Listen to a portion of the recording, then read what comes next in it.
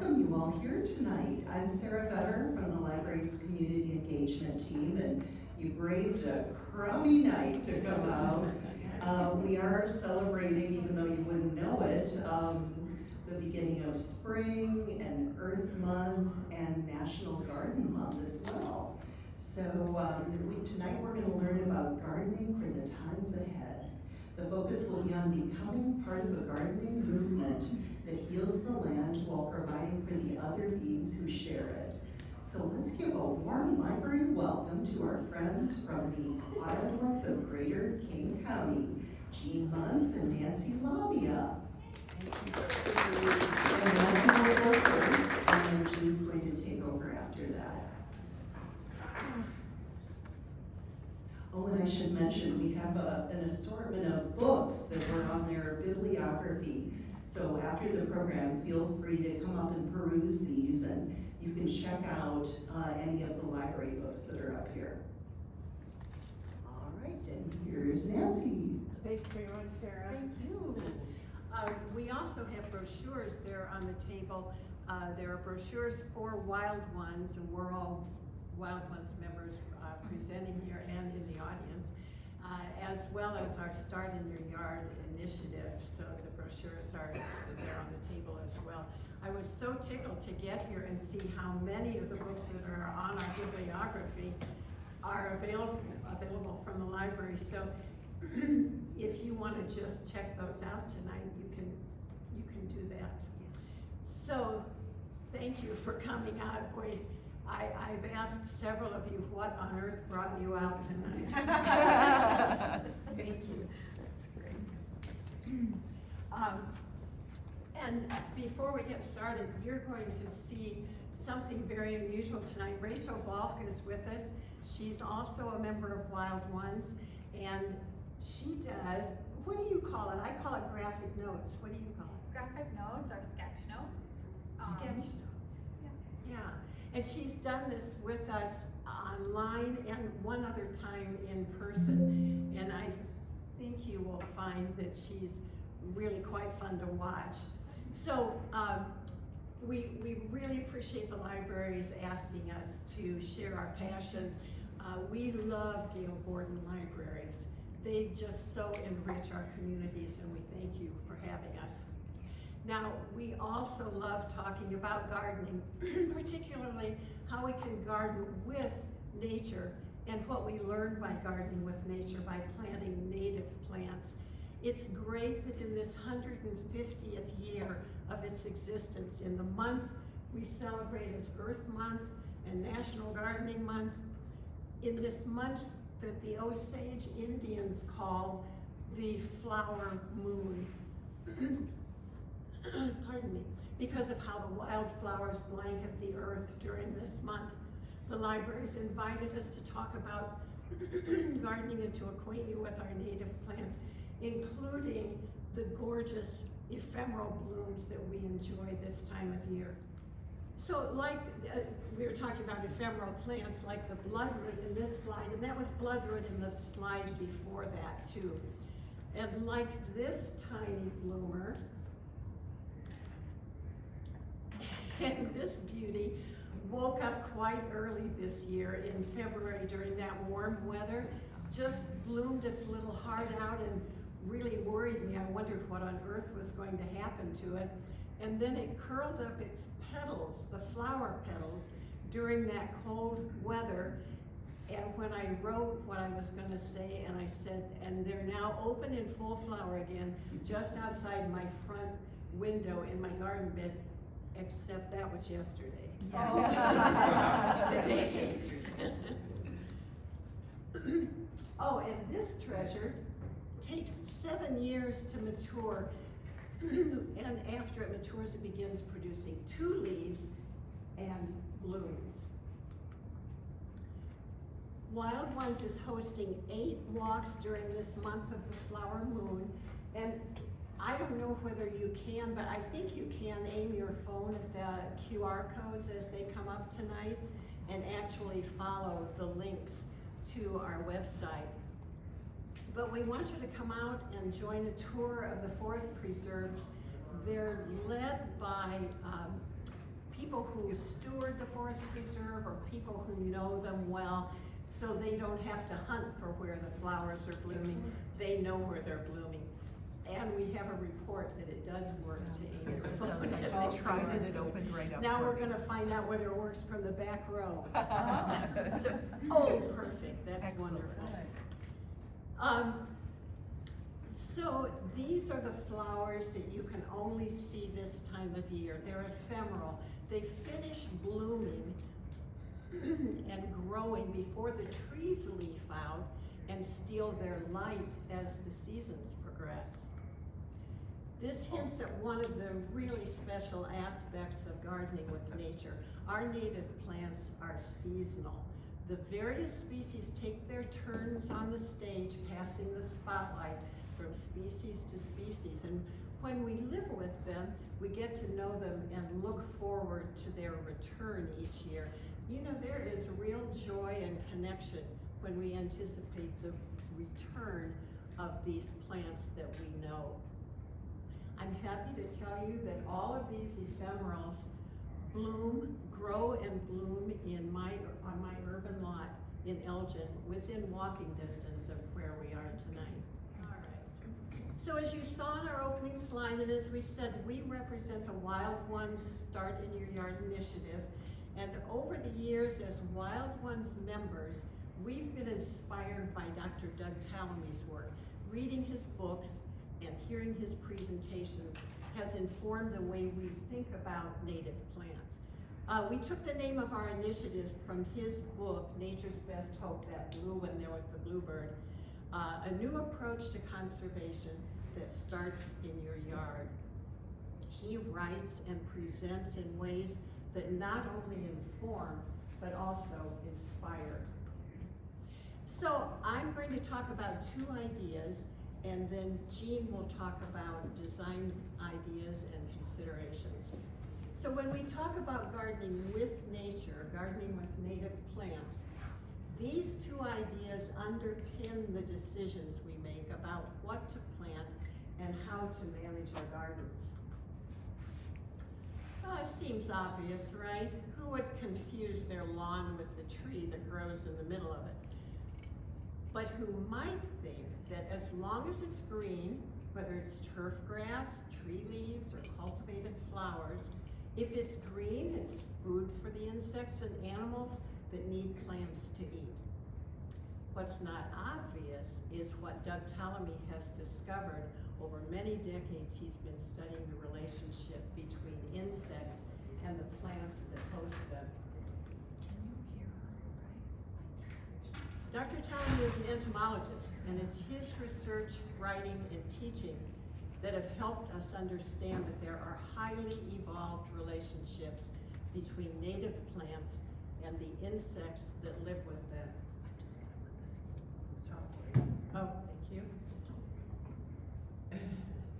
To oversimplify, we know that plants don't want to be eaten. So they've developed ways to survive the insects. Let me just stop and ask whether you can hear me in the back. When you're on the mic. When you're on. When I'm on the mic. You Okay. can hold the mic. You can Nancy. hold it too. Yeah, well, Yeah, Too much no. going on. It's Yeah, lots. I'm busy. There, that's good. Okay.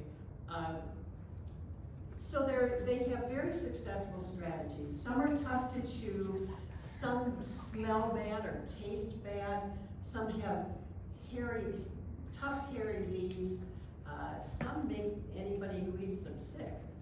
They have lots of strategies, but over thousands of years, particular insects have adapted so they're able to eat particular plants. Many insects have adapted to eating only one kind of plant. They're called specialists, and the monarch butterfly is a famous example. Monarch caterpillars eat only milkweed plants. Isn't it? For monarch butterflies, milkweed is a very special plant because they're the only plants that monarchs can lay their eggs on. By contrast, people thought this plant was something they wanted to get rid of. They called it a milkweed, a weed with milky sap, and they got rid of it just as fast as they could. But they understand that as they were getting rid of that, they were also destroying the monarch populations, the hosts where they could lay their eggs and develop. As huge numbers of milkweed plants were destroyed, the monarchs began to disappear too. Why? Monarchs have to have milkweed to lay their eggs. I am really having a time here tonight. Monarchs have to have milkweed to feed their caterpillars, so no milkweed, no place to lay her eggs, no monarch caterpillars like the one you see here, feeding on a kind of milkweed called, you guessed it, butterfly weed. No milkweed, no eggs, no caterpillars, no butterflies. Now there are insects that can eat more than just one family of plants, and they're called generalists. These insects can use a wider variety of food sources, but not so many as you might think.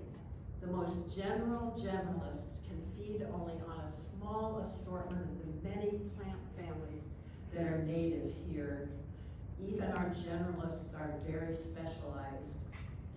Insects can't eat just any old plant. So without the kind of plant it can eat, an insect is doomed. It would take too long for an insect species to adapt itself to change enough that it can feed on a different kind of plant. Our birds must have insects to survive. Our insects must have plants they can eat, but they can't eat the turf or the plants that have been brought in from elsewhere. And in many yards, that's all there is. A grassy lawn with some plants, shrubs, and trees that developed with other insects in another part of the world. Without thinking, we assume that plants are plants. Many of us figure if it's green and growing, it's valuable. It's doing what green growing things do. We don't realize it's important to recognize differences, similarities, know the names, or look closely enough to notice the various colors of green, or the very different textures of the leaves. We don't get close enough, either in proximity or in awareness, to notice the blue beneath the leaves of the ginger, or the white berries with black dots that earned the name doll's eyes. Or to notice the lack of an opening in the bloom of a bottle gentian that would make us wonder how it can be pollinated. Start in your yard invites people to look more closely, to see individual plants, to know the satisfaction of recognizing and appreciating our neighbors.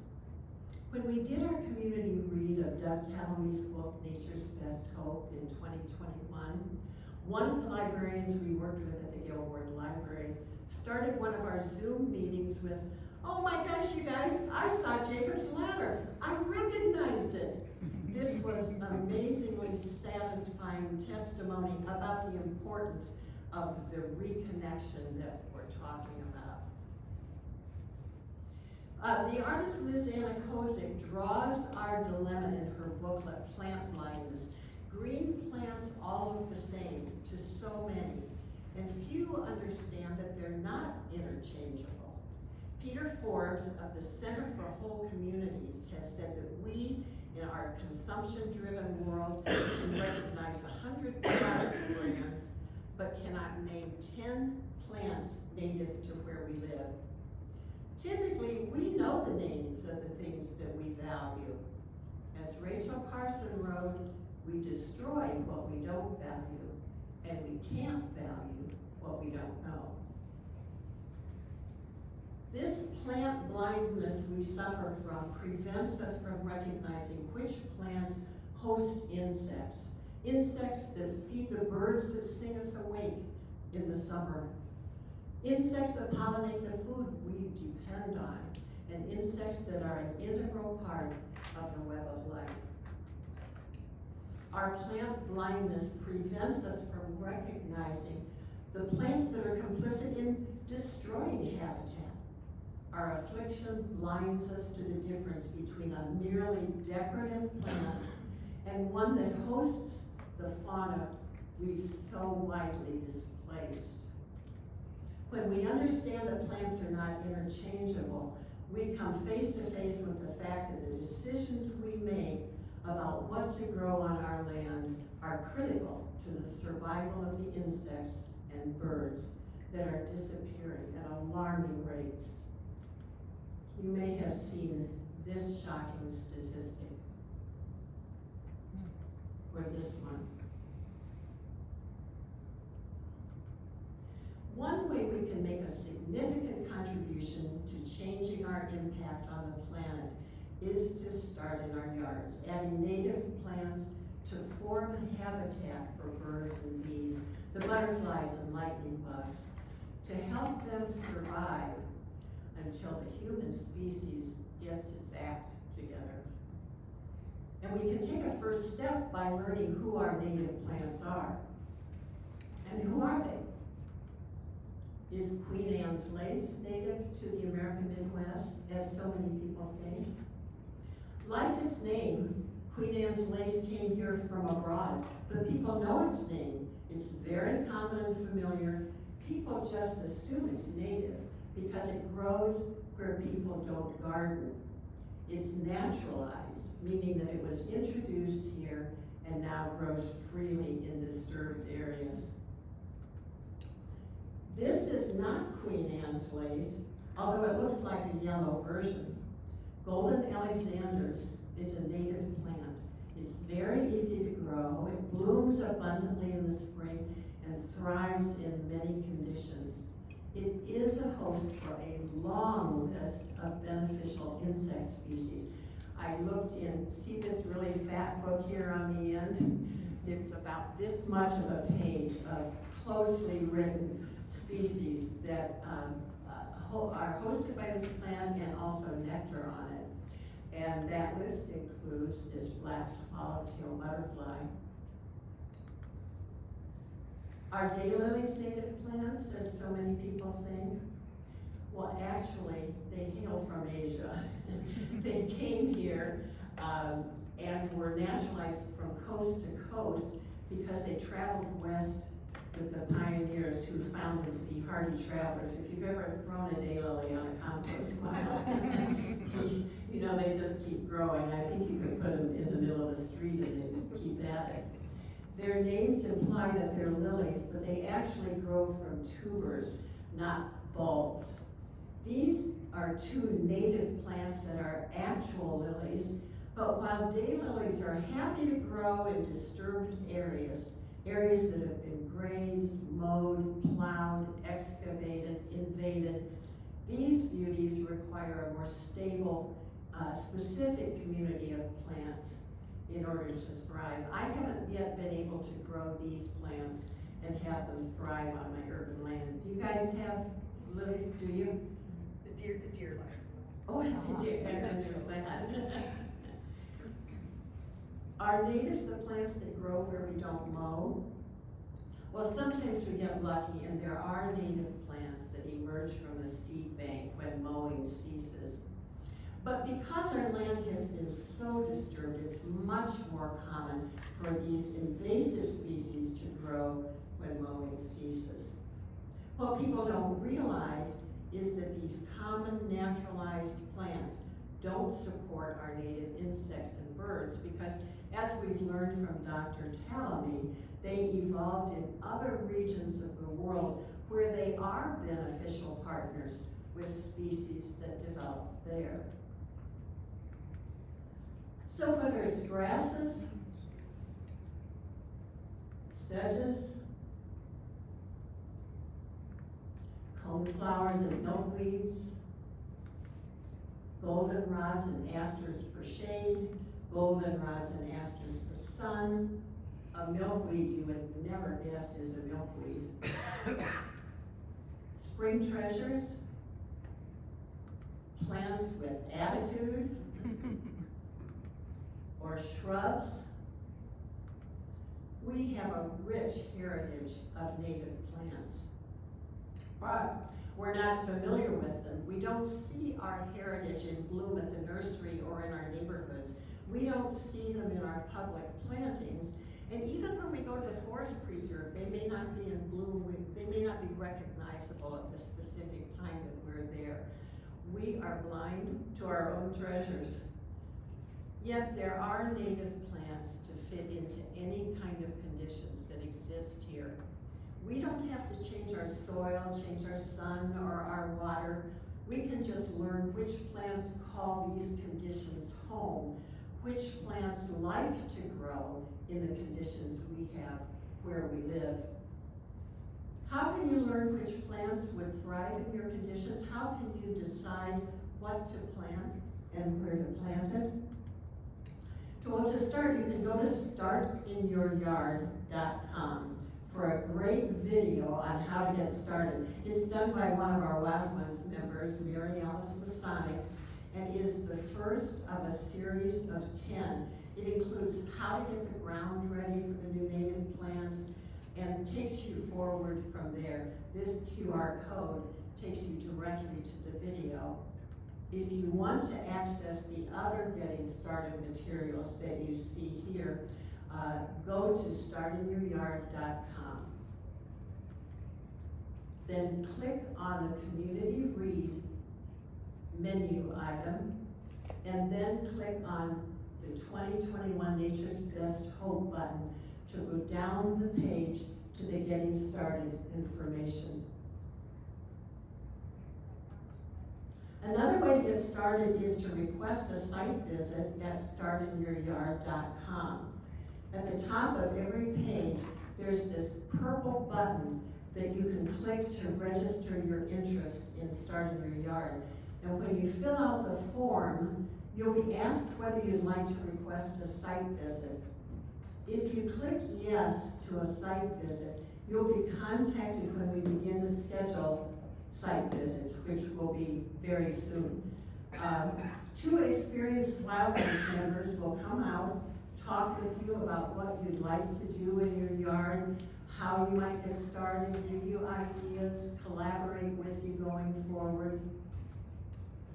But I would suggest that you find someone experienced with native plants to talk to. They'll happily tell you the mistakes they made. You can profit from those and make your own new ones.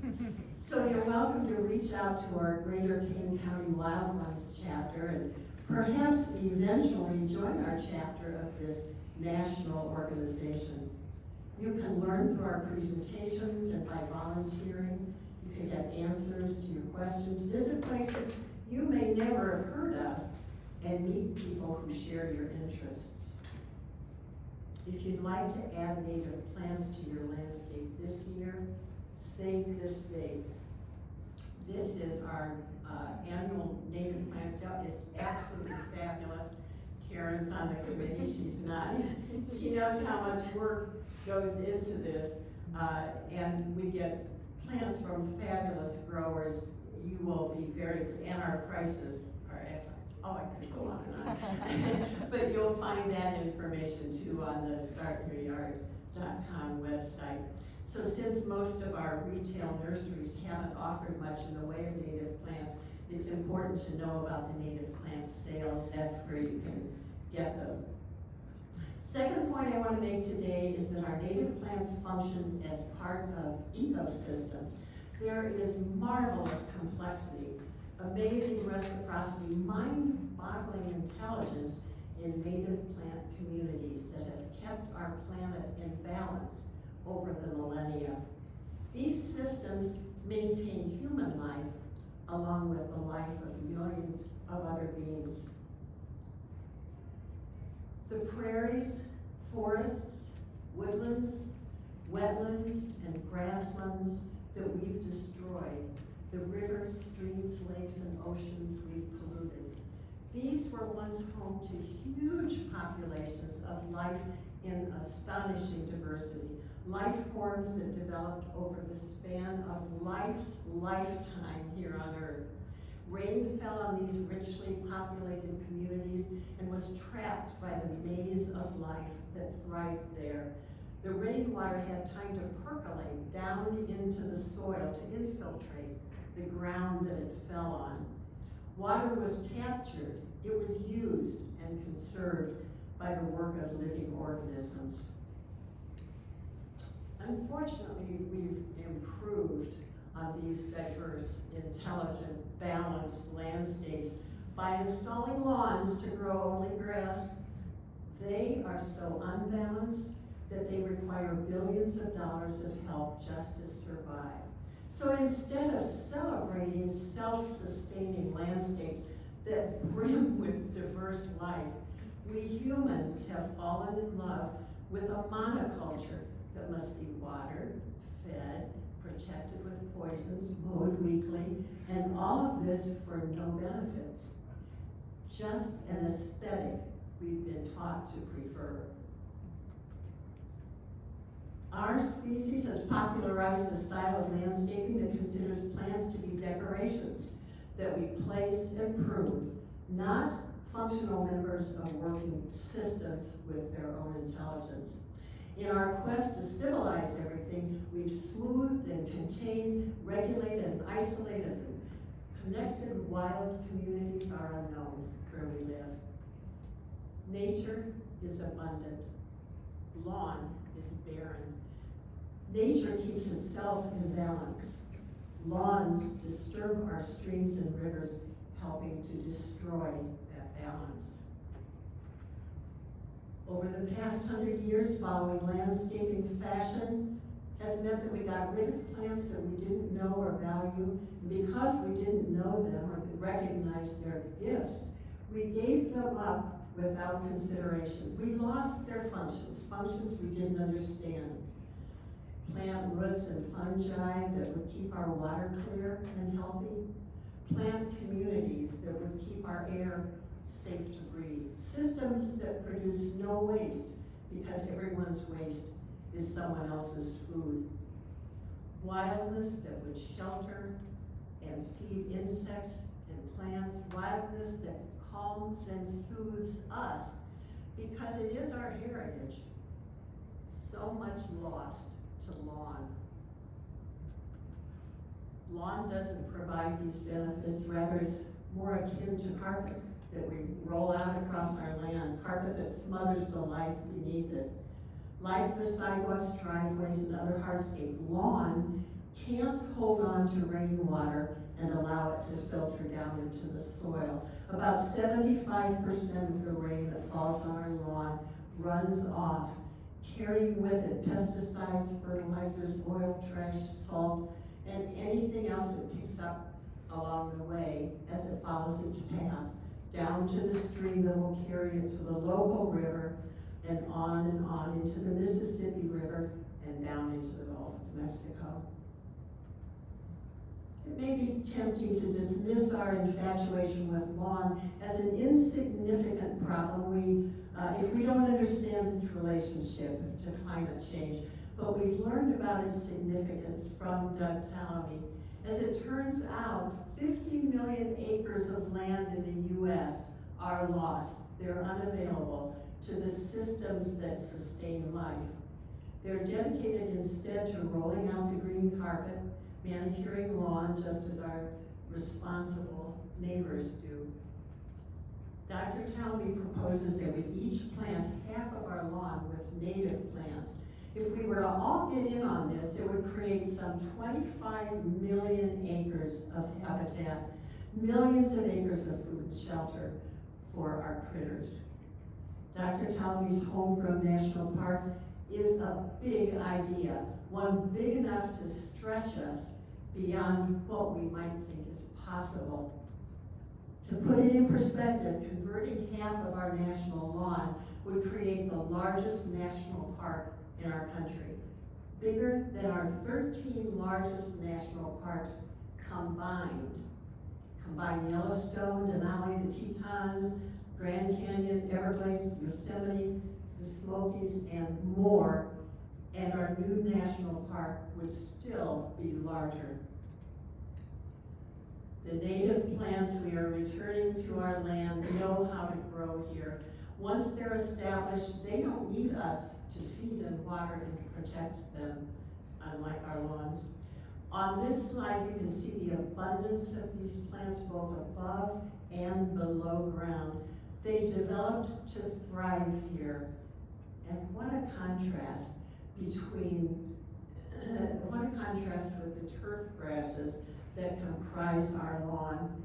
You can see it right there. Quite a contrast. Nature's systems, the systems that make our lives possible, are complex and interrelated. They've developed over millennia, and paving over large parts of them with turf grass and concrete degrades the system's ability to function. It knocks the whole thing out of balance. So the more we learn, the more we're amazed at the complex cooperation and competition, the balance, efficiency, and lack of waste. As we learn about what we have been destroying, we are coming to see our land with new eyes. So let Doug Townley inspire you through his books and video presentations. Go to startinyouryard.com. This QR code takes you to his Nature's Best Hope video on YouTube. He will help you catch his vision for what we can do in our own yards. You can do something to help.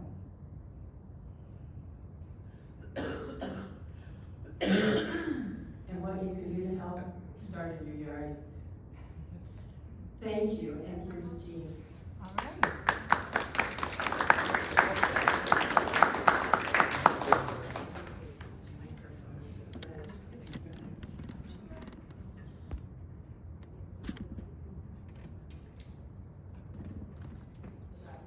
My husband Dave and Dave is here, live in the country on land that was retired farmland. We built our house into the side of the hill in what used to be a pasture. You can see a little bit of our house there. This prompted me to purchase plants guaranteed to reclaim and renature such land. Being in an earlier stage of evolution as a gardener about 40 years ago, I bought these suggested plants.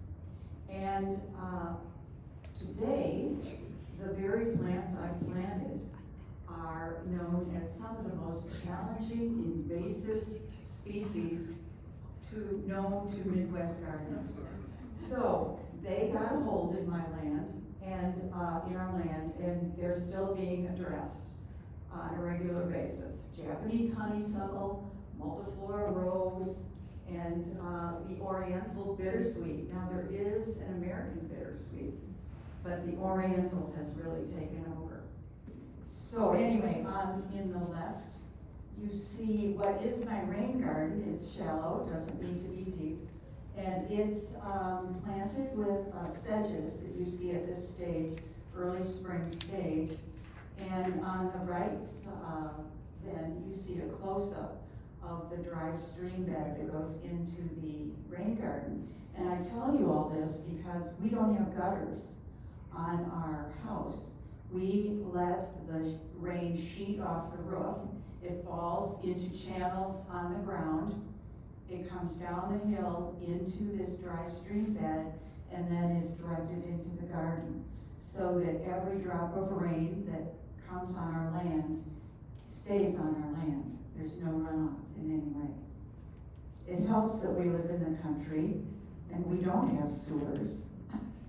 So that all counts toward it too.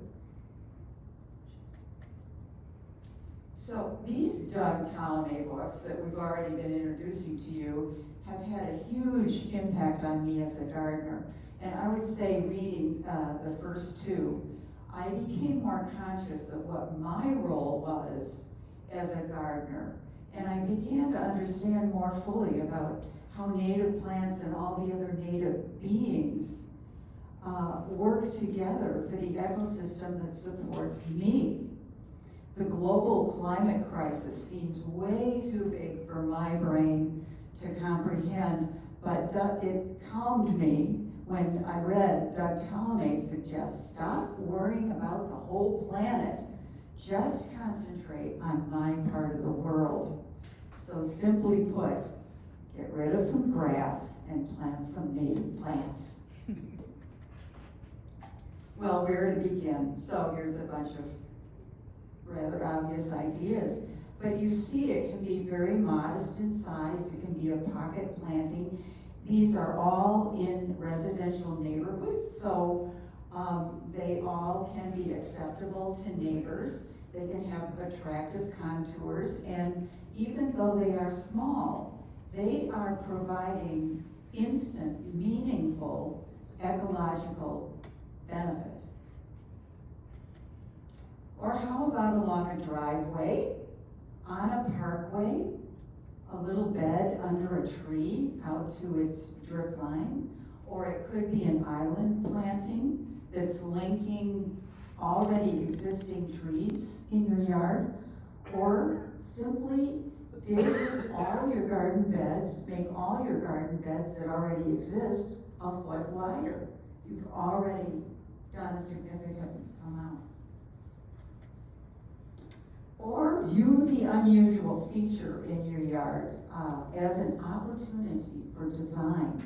It could be a slope, a boulder, an old remaining foundation, a shed, or you might want to think of what you view as a problem area, like an area where grass won't grow, or where water accumulates, or an area that's difficult to mow.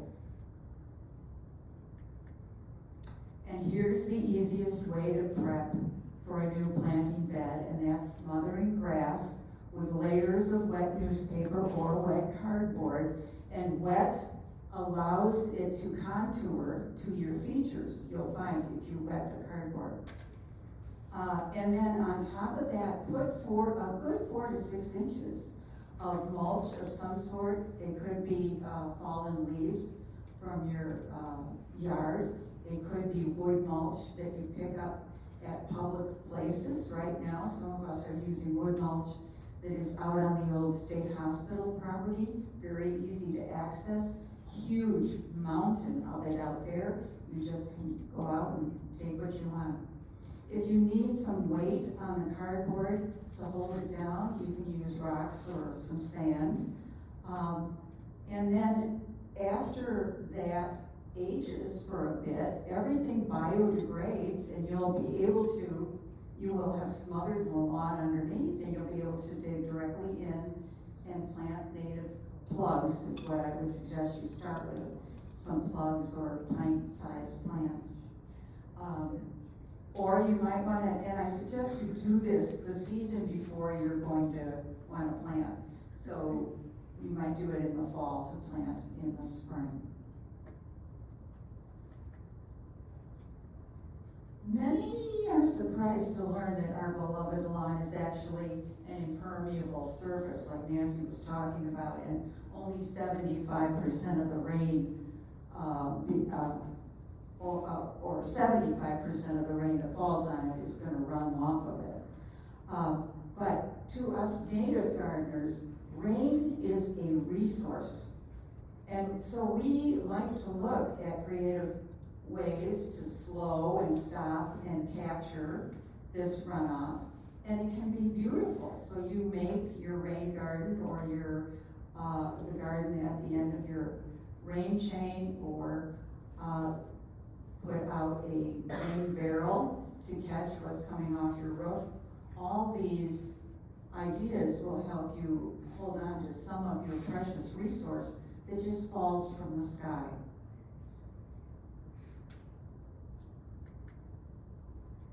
Dr. Tallamy's research has found that despite all that attention we give grass, the soil beneath it actually becomes depleted. And he calculates that the average lawn is 80 to 90% turf grass. The remaining bit is what we plant in forbs and flowers and shrubs, etc. And it doesn't have to stay that way if we're starting to look at eliminating some grass and adding some natives. Once we begin to make some of these changes and plant more natives, any yard can become a small but important piece of that homegrown national park that Nancy talked about. And Start Your Yard stands ready to help. The other yard in the slide shows what's possible when those percentages are reversed. I would say I don't even see grass in that planting. Well, Ptolemy, along with his students that are research assistants, found that birds prefer to feed their babies mostly caterpillars. So here we see Daddy Chickadee with a soft, squishy bag of baby bird food, which makes it easy to shove down a tender little throat without causing any damage.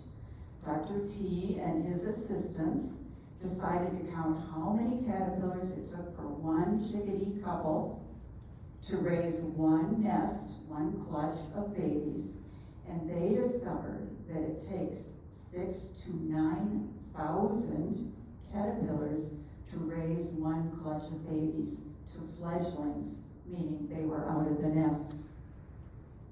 You can see Mom here.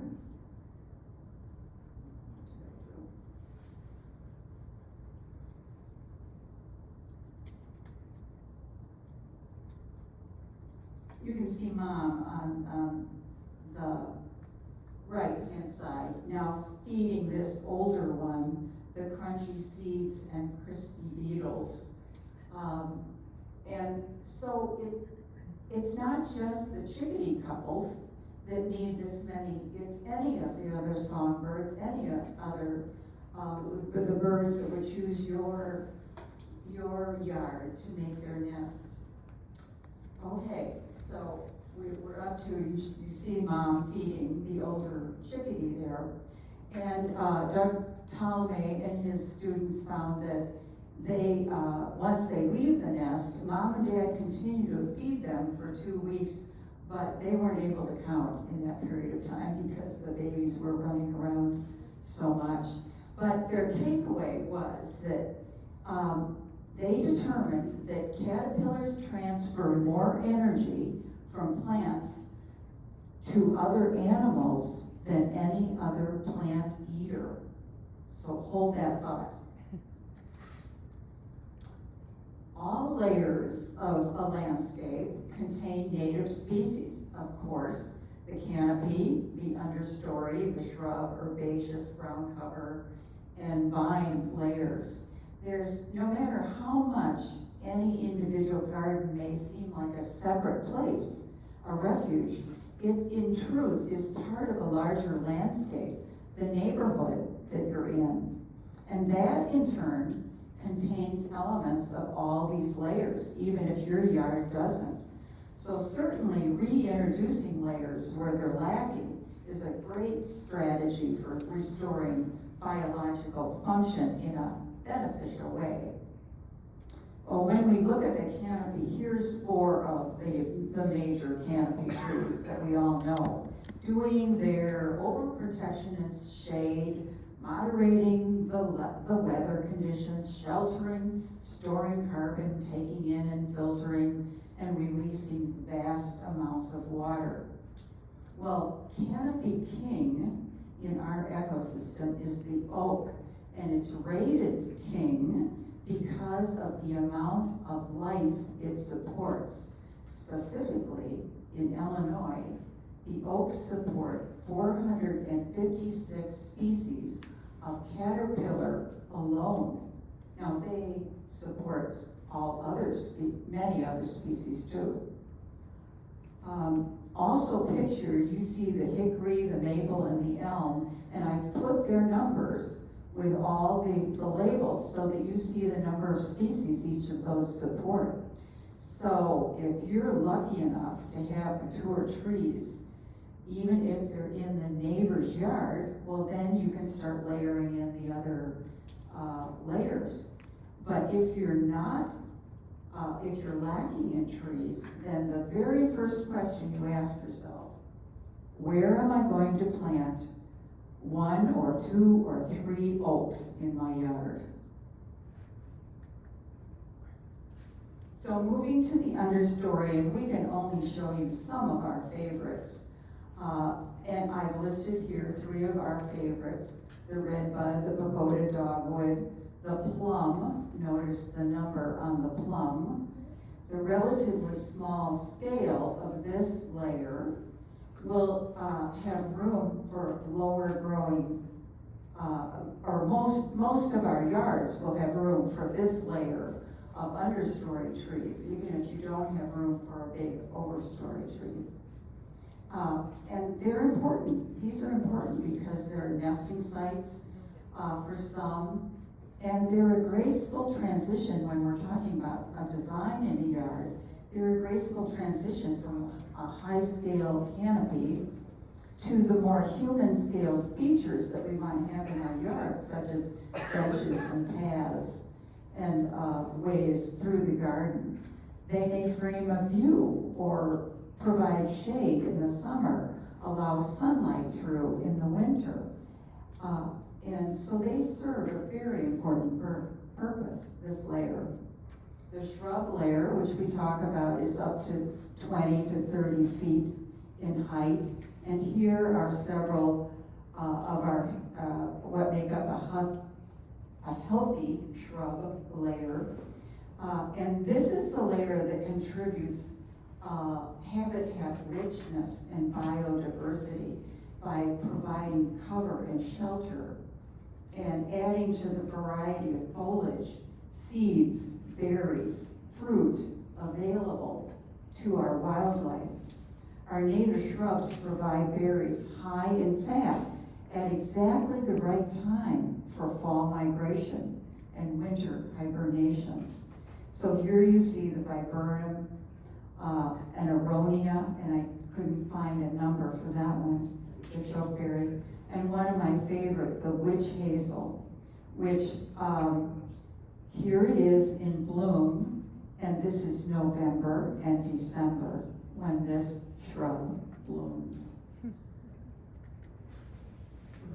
So native grasses such as the little blue stem, the prairie dropseed, the side oak, scrama, lend support and texture and movement to a sunny garden, as do these wonderful sedges in shady locations.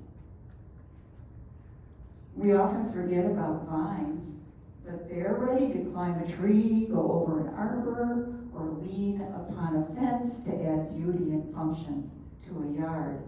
The vine we know as poison ivy is actually one of our native plants. I didn't picture it here. We don't necessarily want to have it in our yards. But the Virginia creeper, which is red in this, is often mistaken for the poison ivy vine, and it's absolutely stunningly beautiful in the fall. Can climb up a tree, an existing tree, or a snag, a dead tree that you've left for the critters to use. Then you're seeing the virgin's bower, the clematis, and the American bittersweet, which are 2 other great choices. The herbaceous layer, which is that grows in the ground, the things we plant the most. The forbs, which is our fancy name for flowering plants. The grasses and the sedges fall in this layer too. But these 3 photos I chose because this is what's possible in one garden if one plants things to be a succession garden. In other words, you have different flowers coming forth at different times of the season. So we call this succession or seasonal planting. The potential for diversity, which is a good thing, is helped along by this kind of design. More color, texture, form, fragrance, and seasonal interest is possible here. And there will be cover and shelter, sources for nectar and pollen, seeds and fruit. So the gardener can choose plants appropriate to the conditions of the site and mix clump-forming species with plants that regularly self-seed or spread on rhizomes. And that's after you're getting into using natives, you will begin to see these distinctions. Pictured here are three let me go back to that one for a second. As I was saying, this is possible to happen all in the same garden in the different seasons. So in one garden, you have this variety of plants over the season. Pictured here are three of the early spring ephemerals that we talk about that come up through the leaf litter. They're so early. The little Claytonia that Nancy showed you a picture of too, the little pink and white, is coming up, the mayapple, and the violet. And all the rest are pictures of the leaf litter, which I want to emphasize is such a valuable resource to us gardeners. The generosity of nature is to provide this resource that many of us overlook and even go so far as to discard. But this is nature's mulch. All of these leaves, all of these leaves is our nature's mulch. Every fall, don't you see endless bags lined up on the curb that people are choosing to throw away the leaves they've just raked? So when you see those bags of leaves lined up on the curb, we are managing to throw away Luna moths, the swallowtail and mourning cloak, and many other butterfly larvae, little toads, frogs, spiders, slugs, worms, lightning bugs, and numerous invertebrates, etc. Does it make sense that we throw these away and then buy mulch to dress the gardens we just raked? We could try raking them around trees, under shrubs, and onto flower beds. Create a leaf pile, allowing it to break down naturally and ready to be used in garden beds in the next season. Add them whole to your compost. Grinding and blowing both cause damage.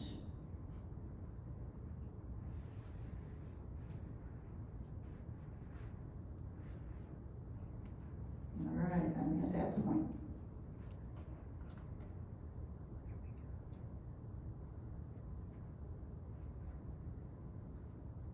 Let's see.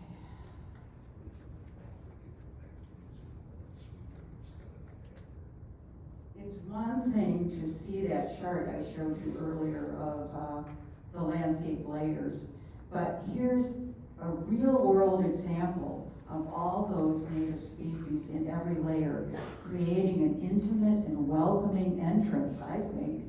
It might as well be saying, come sit in the sunlit orange chair, why don't you?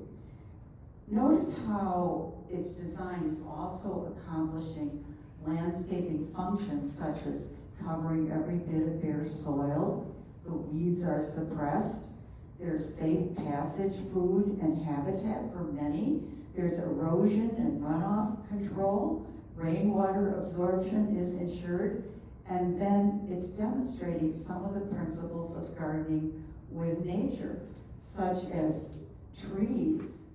The other thing I wanted you to see about this was that it's using, it's showing how to incorporate natural materials, such as a downed tree, stumps, and boulders.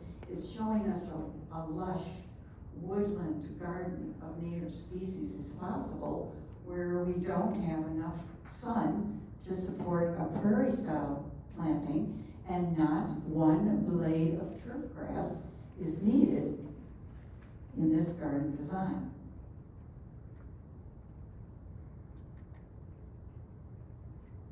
A few words on the basics of plant terminology. On the left, the well-known coneflower Echinacea purpurea, native plant species are identified by using a binomial system. Two names, the genus Echinacea, which is capitalized, and the species purpurea, always in lowercase. Echinacea purpurea. We call this a straight species. Cultivars, which are selectively bred by humans, usually done to emphasize a characteristic of a plant. These cultivars of straight species are sometimes called nativars. And they will be labeled with the genus, the species, and then a third name in single italics, as you can see demonstrated on the right. There is a need to continue to put benevolent pressure, let me say, on our garden centers. We encourage you to visit your favorite one and ask to see what they have in the way of native plant species. When native plants are offered at garden centers, the vast majority are what we call the nativars and have been cultivated for a particular trait like an enhanced blossom color, larger blossom size, leaf variegation, or color change. More often than not, this also changed the availability of pollen or nectar quality or enzymes in the leaves. All of these changes negatively affect the native pollinators and leaf eaters. If these plants have been propagated by cloning, this means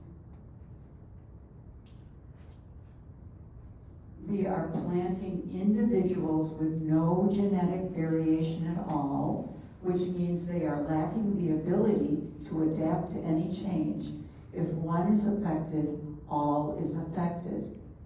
Doug Ptolemy says he would love to see straight species sold right next to the nativars, so that those of us who value function over aesthetics would have a choice.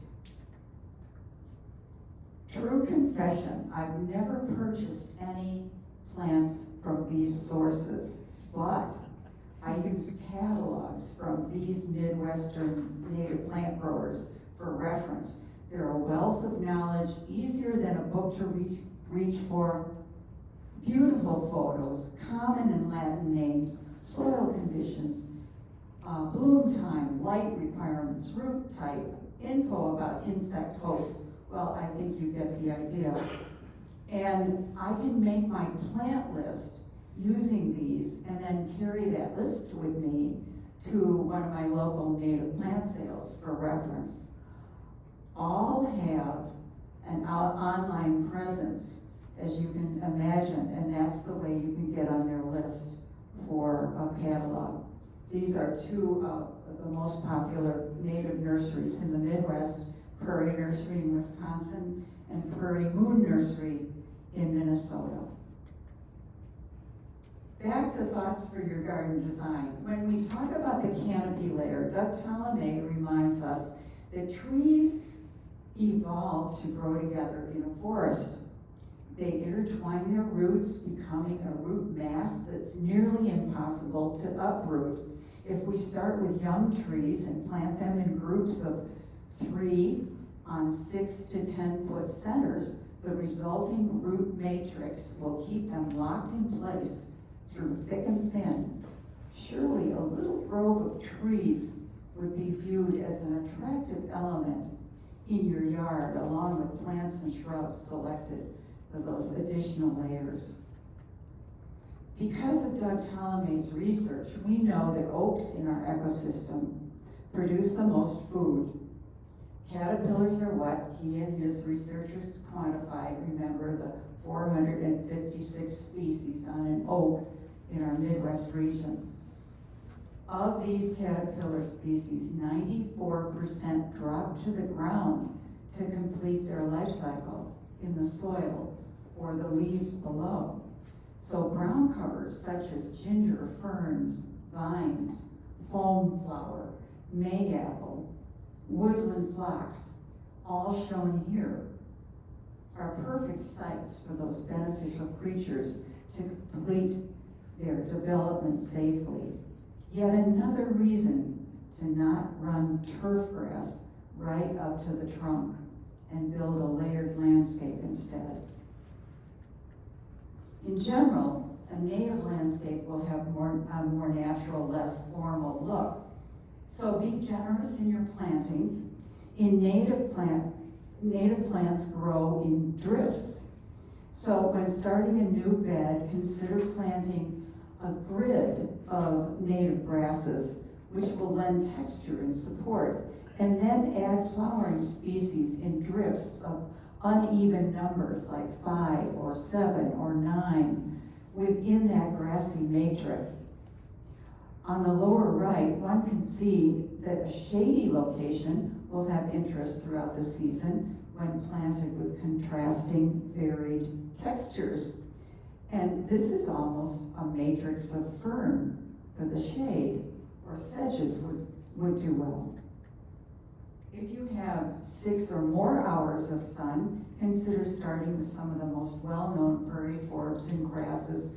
Find out what likes to grow in the same community, basically those that would require the similar sun and soil type growing conditions. In sun again, you see a matrix of grasses providing support for the blooming forbs throughout the season. Some of the taller native forbs will act as exclamation points, let's call it, in the overall design. And then mowed paths help to access and organize the plantings, and a mowed area rug leaves space to play a game or throw a ball. A collection of shrubs like the planting on this berm creates privacy and a haven for birds and other small species. You'll find that small trees and shrubs at your bird feeder will provide a much used waiting room for arrivals and departures. In this photo on the left, small rocks provide a distinct edge on the berm. The conservation sign and the clay vessel are clear indications that it's an intentional and managed space. This is something we call cues to care. Having a water source for feathered and furry visitors to the garden can be a design feature if it comes with a commitment to keep it clean. Hardscaping such as paths, rock walls, brick patio, wood edging, flagstone steps, and a fire pit all add a level of organization to these more shaded woodland plantings. Or how about an arbor as a visual entry into, passage through, to a space beyond? I came across the following thoughts from the world of garden tours about what makes a garden memorable. Tell the story of the garden. Avoid the look of wall-to-wall carpeting with all the furniture pushed up against the wall. Avoid meatball shrubs in a sea of mulch. Allow me to introduce Mr. Harley Crane, named for his body parts, the Harley gas tank and the Crane plumbing pipes, who he agreed to pose. Actually, he never moves, so we could see 4 seasons in the same garden. So here we see spring, ferns, sedges, ginger, and spring ephemerals such as mayapples and trillium appear and disappear. The ferns and sedges are joined by blooms of woodland phlox and Jacob's ladder, whose foliage will remain and become part of the ground layer, matrix, for forbs later in the summer. And so here he is in summer. The coneflower and the culver's root are the most visible forbs here. But there are mid-layers with golden Alexander, asters, sedges, grasses, and prairie petunias. Earlier in September, Harley was enveloped in a cloud of lavender shorts aster with woodland goldenrod at his feet, and I don't have a picture of that. Now, on this misty morning in late autumn, the witch hazel behind him has turned orangey gold, and it will be blooming yellow in November and December. Early winter, covered in a blanket of snow, Harley Crane will be in the frequent company of birds harvesting the seed heads all winter. This year, we even had a wild turkey as a daily visitor to this garden. Even in winter, there's real beauty and lots of life.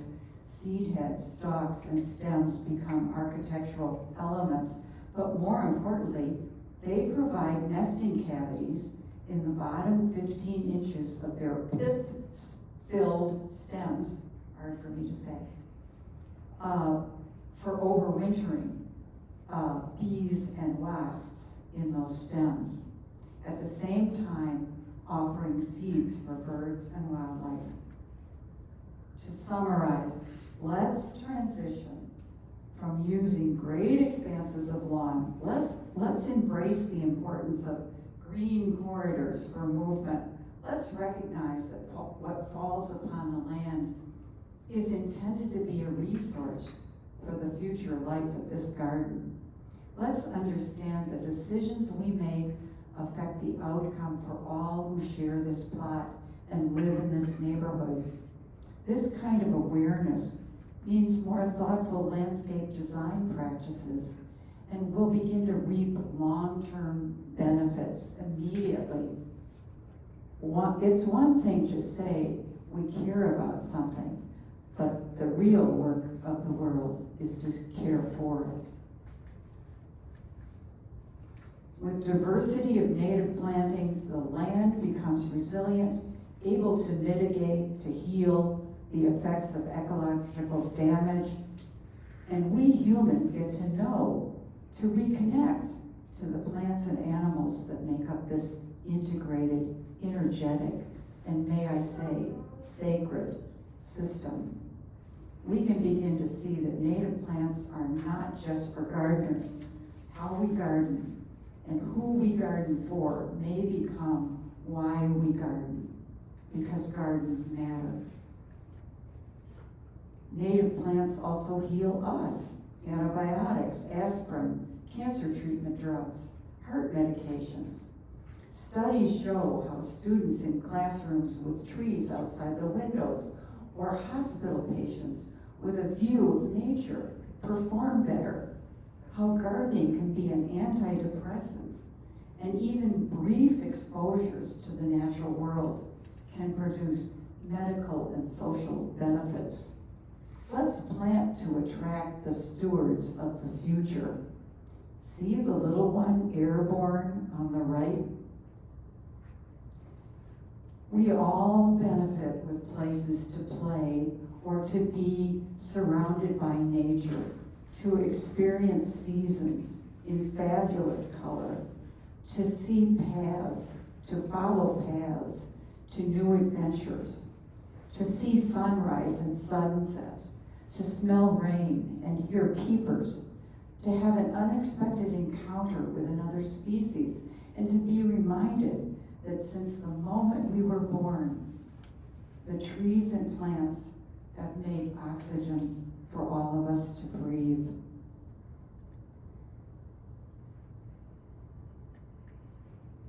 Now, Doug Tallamy's new youth edition of Nature's Best Hope might be finding its way into media centers in school districts all over the U.S. So his message about how we can save the world in our own yards by turning half our lawn into the homegrown national park can spread farther. We are at the library, so I want to mention a couple other books that have influenced the way I garden today. Perhaps you've seen this beautiful little book by Mary Reynolds, We Are the Ark, returning our gardens to their true nature with acts of restorative kindness. Her thought is, once we begin to return native species and have this shift of consciousness in our relationship with Earth, we will become part of the great remembering, which is we are here to be of service to the Earth and all her creatures. We are here to become guardians, not gardeners. Or Charles Eisenstein, in his book Climate, A New Story, suggests we can learn from our mistakes and turn them to a different purpose. Instead of aiming for leaving no trace, we have the chance to leave a beautiful trace or a healing trace and change the nature of our impact. Benjamin Vogt's book, A New Garden Ethic, opens me to the idea that how I garden might express a kind of justice for all living entities, wildlife justice for all species marginalized or facing extinction, a version of compassionate activism taking place in my own yard. Robin Wall Kimmerer, the biologist, author of Braiding Sweetgrass and member of the Citizen Potawatomi Nation, explains, in some native languages, the term for plants translates to those who take care of us. Even a wounded world is feeding us. Even a wounded world holds us, giving us moments of wonder and joy. I choose joy over despair, she said. Wouldn't it be neat if the new indicator of status on the block had nothing to do with the greenest carpet of grass? Rather, it could be about the neighbor who can brag that she has seen a rusty patch bumblebee on the Monarda fistulosa, has come upon a nesting hummingbird in the Physocarpus opulifolius shrub, or enjoyed the company of Mr. Oriole who perched on the chair while she planted her recently purchased flat of Carex grayi. It will enrich our lives to become familiar with the native plants, their specialized relationships, and their names. They are the ones doing the important work for us. All this leads me to close with the poet Mary Oliver, who left behind what she called instructions for living a life. Pay attention, be astonished, tell about it, and wake up to a revolution of belonging. Thank you so much. Thank you.